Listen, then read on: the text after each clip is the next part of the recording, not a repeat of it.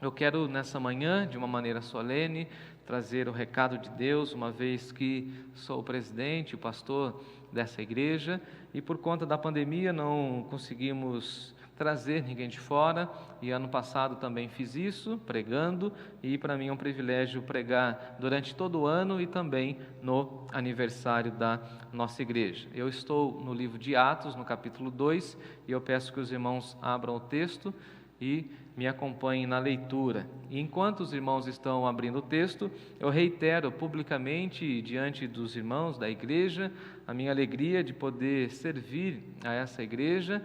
É claro que nesses 2 últimos anos para mim foi muito difícil por conta da minha saúde, algumas ocasiões, e até ontem um irmão disse isso, que percebe quando eu estou com um pouco de dor ou medicado, quando estou aqui pregando, mas tenho cumprido o meu ministério com alegria, gosto do apoio da nossa diretoria, isso é muito importante, também dos nossos irmãos que estão sempre em oração, têm muito carinho por mim, a nossa equipe de trabalho, e nós louvamos a Deus por essa oportunidade de estar aqui servindo, nós que aqui estivemos lá no início, quando a igreja foi organizada, e pela graça do Senhor, orientação do Senhor, nós estamos aqui servindo a igreja, e ontem falei a alguns irmãos que aqui estavam, que chegamos aqui pela fé.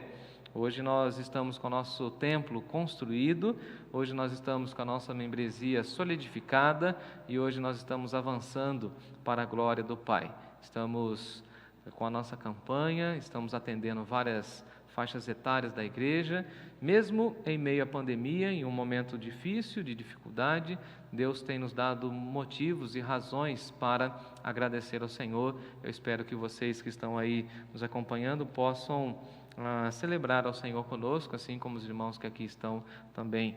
Passa um filme na nossa cabeça, ao lembrar de tudo aquilo que Deus fez no passado, está fazendo agora, e isso nos dá certeza de que fará muitas coisas ainda, em nome de Jesus. O tema da nossa reflexão de hoje é a igreja segundo o antigo normal. Daqui a pouco eu explico esse tema, tá bom? Atos capítulo 2, eu leio do verso 42 até o verso 47. O irmão Luciano já colocou aí na tela e nós vamos seguir, tá bom? Obrigado, Luciano. Diz assim o texto sagrado: e perseveravam na doutrina dos apóstolos e na comunhão, no partir do pão e nas orações. Em cada alma havia temor, e muitos prodígios e sinais eram feitos por intermédio dos apóstolos. Todos os que creram estavam juntos e tinham tudo em comum. Vendiam as suas propriedades e bens, distribuindo o produto entre todos, à medida que alguém tinha necessidade. Diariamente perseveravam unânimes no templo, partiam pão de casa em casa e tomavam as suas refeições com alegria e singeleza de coração, louvando a Deus e contando com a simpatia de todo o povo. Enquanto isso, acrescentava-lhes o Senhor, dia após dia, aqueles que iam sendo salvos. Repare comigo que a expressão que amarra todo o texto é perseverança. Nós louvamos a Deus pela perseverança dos nossos primeiros irmãos e louvamos a Deus pela perseverança dos nossos irmãos de hoje. Convido você a orar mais uma vez. Senhor nosso Deus, nosso Pai, te damos graças porque a igreja primitiva é um exemplo para nós. Te louvamos porque os nossos irmãos têm sido inspiração para a nossa vida e para a nossa caminhada. Te louvamos pelo aniversário da nossa igreja, porque até aqui a Tua mão de poder é sentida e percebida entre nós. Pedimos a Deus que o Senhor nos use como igreja, como povo do Senhor, a anunciar a Tua mensagem, e que esse povo que se chama pelo Teu nome possa fazer a diferença nesse mundo. Em Jesus nós oramos. Amém. Amém. A igreja segundo o antigo normal. Logo no início da pandemia, houve um movimento que falava que nós precisaríamos aprender um novo normal. E essa ideia que partiu da grande mídia brasileira falava então de que nós tínhamos que ter um novo comportamento, uma nova postura, que eles intitularam de um novo normal. E qual seria então um novo normal? Uma nova possibilidade de vida, um novo estilo de vida, e aí algumas pessoas ficaram extremamente envolvidas com essa proposta. E basicamente o que aprendemos e o que vimos foi que o novo normal é que nós continuaremos por um tempo ainda, não sabemos quanto tempo, usando as máscaras. Eu estou sem máscara porque não há ninguém aqui ao meu redor. Mas, por exemplo, teremos que tomar, acima de tudo, muita cautela, muito cuidado com o manuseio de alimentos, a limpeza das nossas mãos, a higiene que aprendemos agora por conta da pandemia. Mas também nós precisamos entender que essa proposta do novo normal, na realidade, não faz sentido ou não encontra respaldo na nossa sociedade contemporânea. A Bíblia vai dizendo para nós que o homem sempre fez as mesmas coisas. Não há nada novo debaixo do sol. O homem, na realidade, marcado pelo pecado, ele reproduz aquilo que Adão e Eva já imprimiram no seio da humanidade. Então, na realidade, essa proposta de um novo normal, ela não existe. Por exemplo, havia uma falsa expectativa de que as pessoas sairiam da pandemia mais amorosas, mais compassivas, mais voltadas para o próximo. Algumas pessoas até pensavam que a vida na dinâmica da cidade seria diferente, ao passo em que, com a abertura ou a retomada das atividades econômicas, a gente viu que o povo continua estressado, sim ou não? Que o povo continua violento no trânsito, que os políticos continuam roubando, que as pessoas continuam egoístas. Tudo isso para mostrar para nós que não existe esse novo normal. E na realidade a igreja precisa conviver com aquilo que supostamente é novo, no entanto a igreja precisa voltar para o antigo normal. Porque o antigo normal já está nas Escrituras. E nós, nessa manhã, aprenderemos um pouco mais sobre a comunhão da igreja, a convivência da igreja. Eu escrevi um texto que será disponibilizado no nosso boletim, onde eu falo em que a igreja pós-Covid será a única comunidade que vai preservar a comunhão, que vai preservar os relacionamentos. A nossa sociedade pós-Covid será uma sociedade marcada pela digitalidade, pelas relações frias da internet, marcada pelos contatos virtuais, enquanto a igreja do Senhor Jesus será um referencial de relacionamentos, de proposta de convivência cristã. E por isso nós precisamos hoje olhar no retrovisor, olhar lá para o início da igreja, para que possamos avançar. A igreja de Cristo que avança nessa terra é a igreja de Cristo que olha para os apóstolos, olha para aqueles irmãos que tiveram contato com Jesus e aprendem com esses irmãos a fim de que possamos avançar. Então, nessa manhã, na realidade, nesse dia do aniversário da igreja, especificamente nessa manhã, eu quero levar os irmãos a olhar no retrovisor, a voltar os olhos para as páginas aqui do capítulo 1, capítulo 2 do livro de Atos, a fim de que entendamos como a igreja vivia, como viviam os cristãos primitivos, os primeiros cristãos, como eles se relacionavam, a fim de que possamos entender como nós iremos avançar. Porque na realidade, amados irmãos, o Senhor Jesus prometeu que deixaria conosco o Espírito Santo do Senhor, como aprendemos na última escola bíblica dominical. Ele mesmo disse: olha, há de descer sobre vós o Espírito Santo, e vocês serão as minhas testemunhas nessa localidade, nesse país e até os confins da terra. É interessante que Jesus nos chama para sermos suas testemunhas, mas nós gostamos muito de fazer a obra de Deus e pensamos que fazer a obra de Deus é extremamente melhor ou mais prazeroso do que ser testemunha do Senhor Jesus. E, infelizmente, as pessoas pensam que fazer a obra de Deus é realizar uma série de tarefas, enquanto na realidade o Senhor Jesus diz que a obra de Deus é sermos suas testemunhas, como aprendemos também na semana passada, sermos os seus embaixadores, sermos o bom perfume de Cristo Jesus, representantes do reino eterno. Hoje nós ouvimos muito a falar desse movimento das igrejas que crescem, as igrejas emergentes, e há muitos pastores e igrejas procurando métodos para fazer as igrejas crescerem. Na realidade, há um grande inchaço nas igrejas, e a pandemia, na minha opinião, vai mostrar isso. Igrejas que eram inchadas de pessoas que gostavam dos eventos, das aglomerações, somente por conta das aglomerações ou das emoções que aquele ambiente proporcionava e não por conta do discipulado. Então surgem e emergem vários e vários pacotes, temas,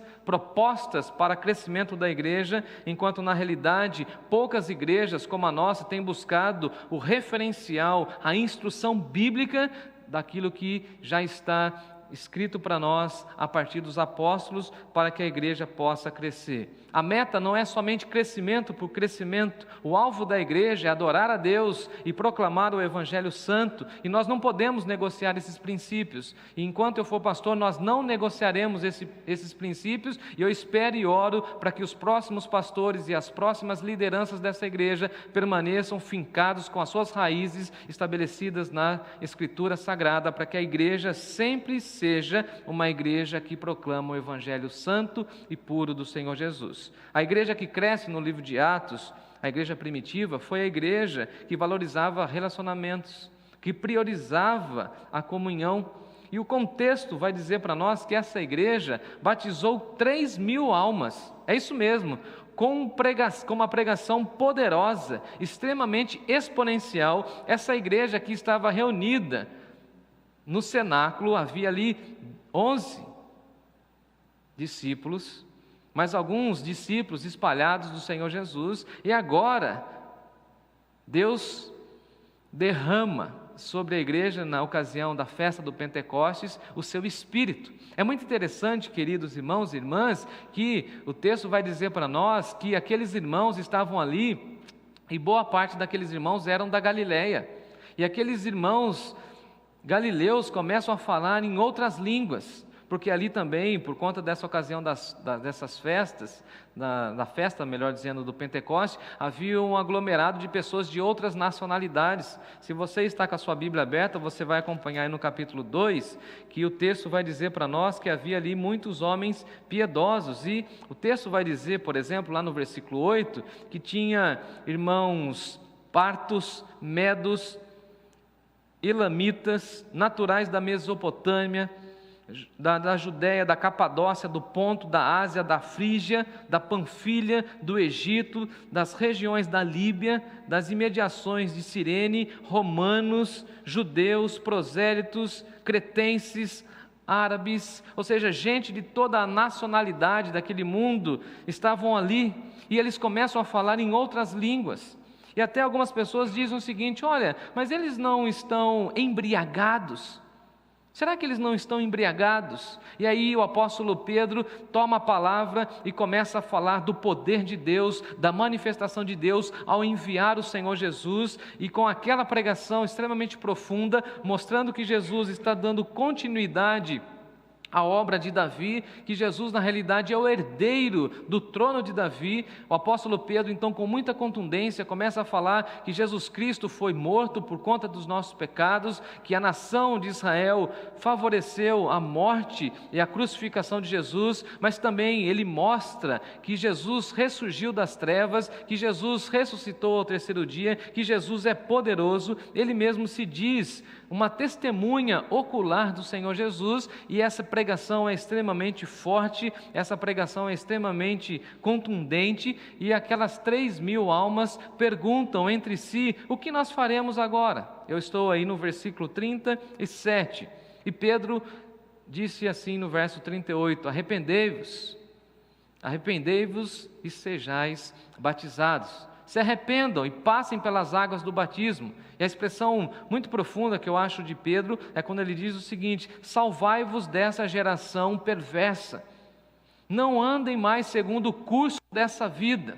Venham para o reino de Deus. E essa pregação de Pedro, extremamente exponencial, promove um crescimento da igreja. Não sei se você consegue imaginar 3.000 almas sendo batizadas, 3.000 pessoas se rendendo a Jesus, sendo batizadas e agora sendo uma comunidade, ou formando essa grande comunidade. Lembrando que nós já tínhamos os apóstolos, tínhamos outros irmãos que já faziam parte da comunidade cristã e agora, de um dia para o outro, por conta de uma pregação, nós temos o acréscimo de 3.000 vidas na história da igreja. Isso está aí no verso 41. E a grande pergunta que nós fazemos para o texto é: como que esses irmãos viviam? Como viviam os convertidos? Como era o antigo normal da igreja cristã, para que a gente reproduza esse modelo, esse perfil, e não esses modelos mercadológicos que existem no mercado. Igreja para isso, igreja para aquilo, qual é o foco? Não, nós queremos voltar para a Bíblia. Queremos que as nossas raízes continuem fincadas, bem estabelecidas nas Escrituras Sagradas. Então, nessa manhã, nesse dia, eu quero pensar com vocês sobre essa igreja que está fundamentada na doutrina dos apóstolos. Então, como eles viviam? Me acompanhem. Em primeiro lugar, eles tinham comunhão no ensino. Diz o texto no verso 42 que eles perseveravam na doutrina. Mas na doutrina de quem? Na doutrina dos apóstolos. Você sabe que eles não tinham a Bíblia como nós temos hoje. Cristo acabara de ser assunto ao céu. Eles não tinham texto. Eles tinham algumas porções, alguns fragmentos do livro de Pentateuco, dos livros do Pentateuco, ou seja, dos 5 primeiros livros. Eles tinham algumas profecias de Isaías que o próprio Senhor Jesus leu na sinagoga, mas eles não tinham mais nenhum material físico. No entanto, eles perseveravam na doutrina dos apóstolos. Isso aqui é extremamente importante, porque o texto está dizendo que havia uma perseverança. Então, se nós queremos que a nossa igreja avance, nós precisamos ter perseverança. Mas perseverança na onde? Na doutrina.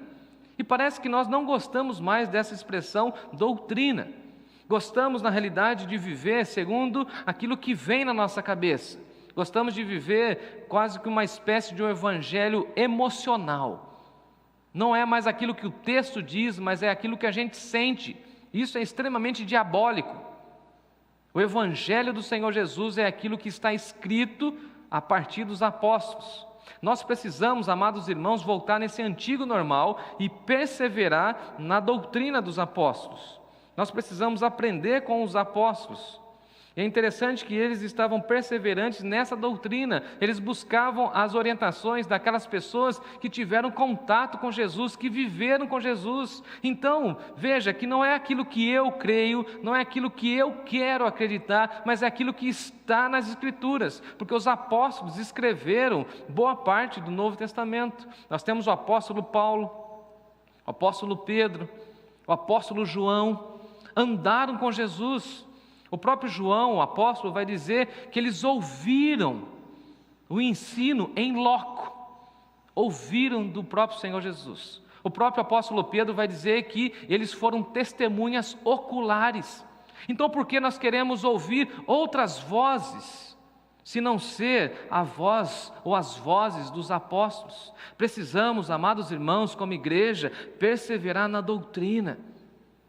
Veja que doutrina está ligado com perseverança. Não é conhecer doutrina, é perseverar na doutrina. É perseverar crendo que Jesus Cristo é o Senhor, o dono da igreja. É perseverar crendo que os nossos primeiros irmãos, os apóstolos, disseram para nós que Deus é soberano, que Ele não perdeu o controle da história. E por isso nós temos toda a certeza que hoje completamos 12 anos, mas nós vamos completar mais 12, até que Ele venha. E isso nós aprendemos com os apóstolos. Até que Cristo volte para buscar a sua igreja, nós continuaremos sendo edificados pelo Evangelho e pelos escritos dos nossos irmãos em Atos, em Romanos, em Efésios, em Apocalipse, na primeira, segunda e terceira carta de João. Também aprenderemos com o apóstolo Pedro na primeira e segunda carta, com o livro aos Hebreus, com o livro de Tiago, com o livro de Judas, com tudo aquilo que Paulo escreveu para os jovens pastores Tito e Timóteo. Enfim, a nossa doutrina está estabelecida não na eloquência humana, no conhecimento humano, mas o antigo normal, a antiga igreja, os primeiros cristãos perseveravam sim na doutrina dos apóstolos. Em segundo lugar, eles tinham comunhão e perseverança na comunhão. Olha que interessante. Eles perseveravam na doutrina dos apóstolos, mas eles perseveravam também na comunhão. Eles eram perseverantes, e perseverança tem a ver com não desistir. E eu gosto muito da nossa igreja, da Igreja Batista Nova Canaã, e por isso cá estou, porque esses irmãos queridos, arrojados, eles são perseverantes. São perseverantes. Aqui nós temos pelo menos 3 famílias representadas. Eu vejo o irmão Carlos está aqui com a gente há tempo, o Fábio, Luciano, perseverantes. Quantos outros irmãos que estão aqui nos acompanhando nessa manhã, perseverantes, perseverantes na comunhão. E eu fiquei vendo algumas fotos nessa semana que o irmão Jeter me mandou, quando a congregação funcionava lá na casa pastoral onde eu morei. E aqueles irmãos tinham comunhão como essa igreja. E agora a igreja cresceu um pouquinho e está crescendo mais, fala um amém aí, tem muita gente chegando. Tem muita gente no processo de pedir carta, tem muita gente no processo de ser batizado pela igreja, a gente tem visto isso. Quando retomamos os nossos cultos presenciais, várias pessoas e várias famílias estão chegando, mas nós não poderemos perder o foco da comunhão. É claro que agora não podemos visitar os nossos irmãos, não podemos estar à mesa, não podemos nos abraçar, mas nós podemos sim driblar tudo isso com comunhão, com conexão de vida. Juntamente com a doutrina, aquilo que sustentava a igreja era a comunhão. E damos graças a Deus porque a nossa igreja permanece unida, conectada, envolvida. É muito interessante quando a gente se encontra. A primeira reação é de querer se abraçar, não é verdade? Ontem eu vi isso. Alguns irmãos que vão chegando já querem vir grudar a gente, dar um beijo na gente, porque é a nossa marca. E a igreja que cresce, essa igreja aqui é uma estrutura, uma organização diferente do mundo. Porque o mundo está cada vez mais frio, o mundo está cada vez mais individualista, mas aqui na igreja a gente olha para os nossos irmãos, a gente quer estar junto, a gente quer ter comunhão. Nós precisamos aprender ou reaprender a gostar de estar junto de gente, de pessoas. Porque a igreja primitiva gostava de estar unida, ela perseverava na comunhão. A mesma perseverança dedicada ao ensino também é dedicada à comunhão.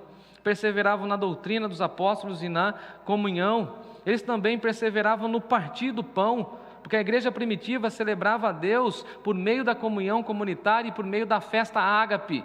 A festa ágape era o momento da celebração da ceia. Diferentemente do nosso contexto, por exemplo, em que nós celebramos somente a ceia do Senhor, a igreja primitiva fazia da celebração da ceia a grande concentração, a grande reunião de todas as famílias, onde todas as famílias traziam comes e bebes, faziam uma grande mesa, e eles então tinham aquele momento do partir do pão. E esse partir do pão significa o compartilhar, dividir aquilo que recebemos da parte de Deus. Então a igreja primitiva celebrava a ceia do Senhor, e após a celebração da ceia do Senhor, após os cânticos, aquele momento de trazer à memória a pessoa de Jesus, eles comiam juntos. Já está aqui estabelecido o meu alvo e o meu propósito, para que pós-pandemia, todas as vezes que nós celebramos a ceia do Senhor, vamos voltar no antigo normal, vamos fazer uma grande festa, uma grande celebração, vamos comer juntos, porque a igreja que cresceu no livro de Atos, era essa igreja que estava perseverando no partir do pão. Eles cumpriam sim a ordenança de Jesus, mas eles gostavam de comer juntos, de estar juntos. E é claro também que essa expressão partir o pão tem a ver muito com a cultura. Vale lembrar que os judeus, eles não usavam talheres, tudo eles comiam com os pães. E é claro que eu fico imaginando que Jesus, ao celebrar a ceia com os seus apóstolos, eles não cortaram o pão tudo quadradinho como a gente faz, não tinha cada um cálice como fizemos ontem, por conta da higiene agora do momento, que exige isso. Tinha o pão, não sei se você já viu o pão, que era celebrado os pães asmos. Então, a primeira pessoa que pegava, cortava, passava para o outro ia cortando, e essa é a ideia do partir, a ideia do repartir, a ideia do compartilhar. Mas eles tinham perseverança, partiam do pão, e eles eram perseverantes também nas orações. Quando a gente lê, estuda o livro de Atos, a gente percebe que essa igreja que nasce é uma igreja de oração, é uma igreja que em vários momentos, Lucas vai dizer para nós que eles investiam tempo na oração. Era uma igreja que estava em oração o tempo inteiro. Isso nós precisamos aprender, porque infelizmente algumas pessoas desprezam o culto de oração. Não tem tempo para o culto de oração. Mas se queremos avançar como igreja, precisamos permanecer unidos. Precisamos de perseverança. E perseverança tem a ver com insistência, com propósito, com hábito. Culto de oração é hábito. E aí tem gente que fala assim, hoje eu estou cansado, eu não vou. Mas se você for perseverante, você vai assistir, você vai participar, você vai enviar seu pedido. Por quê? Porque você quer estar conectado com a sua igreja. Eu preciso estar em comunhão com a minha igreja. Eu preciso ter perseverança. É interessante que nos nossos dias, por qualquer motivo, a gente não participa. Por qualquer motivo, a gente vai estar lá disponível, vai estar no YouTube, eu vejo depois no Facebook, mas eu não quero perseverar. E a minha fala aos irmãos é o seguinte: sejam perseverantes nas orações. Diz o texto que em cada alma, verso 43, havia temor. A comunhão com Deus desses irmãos provocava e levava esses irmãos a ter temor a Deus. E essa expressão temor está fora de moda na nossa sociedade contemporânea. Infelizmente, até entre os cristãos, essa expressão temor já não encontra espaço. Interessante que nós nos esquecemos com muita facilidade que o temor do Senhor é o princípio da sabedoria. Falta pessoas sábias porque falta temor a Deus. E que não falte isso em nossa igreja, amém. Que o nosso pastor seja sábio, que a nossa liderança seja sábia, que os nossos professores da escola bíblica sejam sábios, sejam tementes a Deus. Que todas as pessoas da nossa igreja temam a Deus, porque temer a Deus é ter consciência de quem Deus é. Certa ocasião, uma pessoa me procurou, um homem, falando assim: pastor, estou me divorciando da minha esposa. Eu falei assim: mas você já conversou com o Senhor? Ele falou: não vou orar não, porque eu já sei o que Deus quer. Então isso não é temor, é viver, é tomar decisões sem ter a responsabilidade de consultar o Senhor. Porque temor a Deus tem a ver com a proposta de viver debaixo da autoridade de Deus. Você não pode tomar nenhuma decisão por si mesmo. Eu não posso tomar nenhuma decisão a partir de mim mesmo para a igreja. Eu preciso temer a Deus. Eu preciso lembrar que Deus está vendo. Em cada alma daquela igreja havia temor. Eles se preocupavam com aquilo que Deus pensava sobre eles.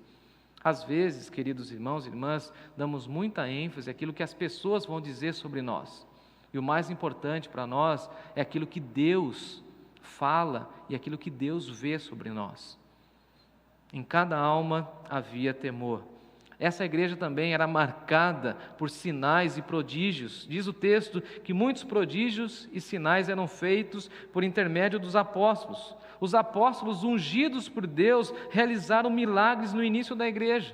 E esses milagres sinalizavam o poder de Deus e validavam as promessas de Jesus sobre a igreja que nascera. Então, por que nós precisamos crer que Deus opera milagres ainda hoje? Porque Deus continua atuando nesse mundo. Amém, povo de Deus. Ontem, um irmão se emocionou muito ao conversar comigo e falava assim: pastor, eu não tinha visto ainda a construção. Isso aqui eu só posso dizer, amado irmão, que isso aqui é milagre de Deus. E é milagre de Deus, irmãos. Os irmãos que vieram aqui nas 2 últimas ceias puderam contemplar milagre de Deus. Milagre de Deus. Sinal. É um sinal. É um sinal de que a igreja avança. É um sinal de que a igreja permanece. Conseguimos atender aproximadamente 20 famílias por mês. E não entregamos apenas uma cesta básica, nós entregamos um kit completo. Sinal.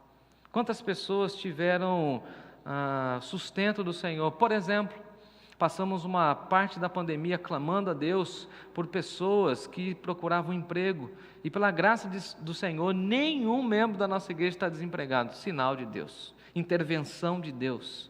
Então nós precisamos crer que Deus continua fazendo milagres.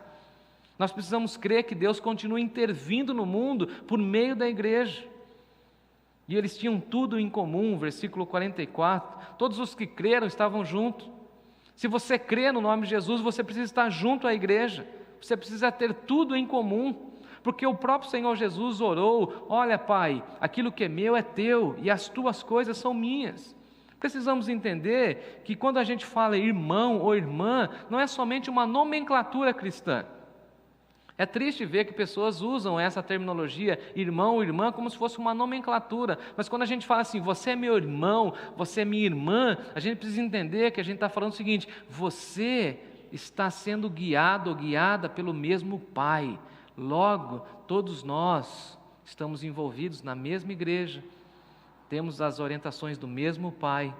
Então todos os que creram estavam juntos, e todos aqueles que creem em Jesus devem permanecer juntos, unidos, conectados, envolvidos, engajados com a igreja. Aqueles que tinham recursos, que tinham posses, abençoavam, usavam da sua generosidade. Falarei um pouco mais sobre isso à noite. Caminhando para o final, verso 46, diariamente eles perseveravam unânimes, não havia divisão. Se houvesse algum ponto de divergência, eles conversavam, eles buscavam a unanimidade. O que é a unanimidade? Todo mundo pensando do mesmo jeito, todo mundo pensando no mesmo foco, todo mundo levando a igreja para a mesma direção. E qual a direção da igreja? Que Jesus Cristo é o Senhor, o dono da igreja. Não é o que eu quero, não é o que eu penso, é o que Cristo quer, é o que Cristo pensa para a igreja. Esse é o nosso foco, e precisamos ter esse espírito de unanimidade. Eles estavam perseverando nessa unanimidade no templo, partindo do pão de casa em casa, irmãos na casa uns dos outros, e pós-pandemia nós precisaremos retomar isso com força e com urgência. Precisaremos de comunhão, precisamos abrir a nossa casa, precisamos ceder aquele sofá gostoso que a gente tem para os nossos irmãos sentarem lá. Aquela mesa bonita que você tem, decorar aquela mesa e trazer os seus irmãos para comer uma refeição com você. Tomar as refeições, olha o que o texto diz, eles tomavam as suas refeições com alegria. Precisamos ter a alegria de receber os nossos irmãos em casa, e precisamos ter a alegria de visitar os nossos irmãos. Já vai fazendo uma listinha aí, na pandemia. Depois da pandemia eu vou visitar quem? Depois da pandemia eu vou receber quem em casa? E por fim, precisamos resgatar a singeleza dos nossos corações. Infelizmente, nos nossos dias está muito em voga aquilo que tem que ser top. Tudo na igreja precisa ser de alta performance. Qual vai ser o pregador? Não, tem que ser o pregador da moda, o pregador top. Tem que ser um conjunto, uma banda, precisa ter equipamentos, e nós vamos perdendo a singeleza de coração. Em outras palavras, Lucas está dizendo para nós não podemos perder a simplicidade da vida cristã, a humildade que Cristo deixou para nós.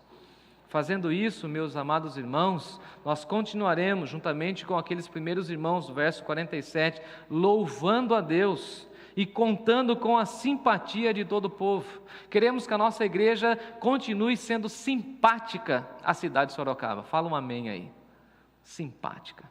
Queremos que todo o nosso bairro goste da igreja, ame a igreja e saiba que a igreja é um farol a iluminar, a mostrar o caminho, que a igreja é um luzeiro aqui no nosso bairro, aqui nesse macro contexto chamado Zona Norte e nessa região metropolitana da cidade de Sorocaba.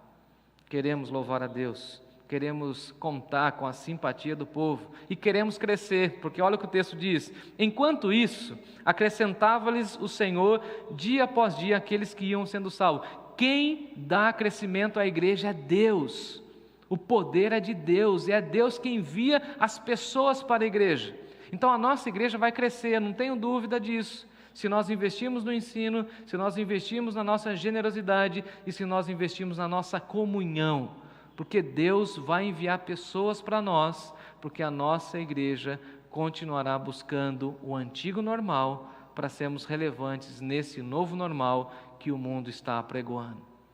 Eu espero que Deus continue nos abençoando, nos dando da sua graça e da sua sabedoria para conduzir os próximos anos da nossa igreja. Que Deus te abençoe ricamente, em nome de Jesus. Amém.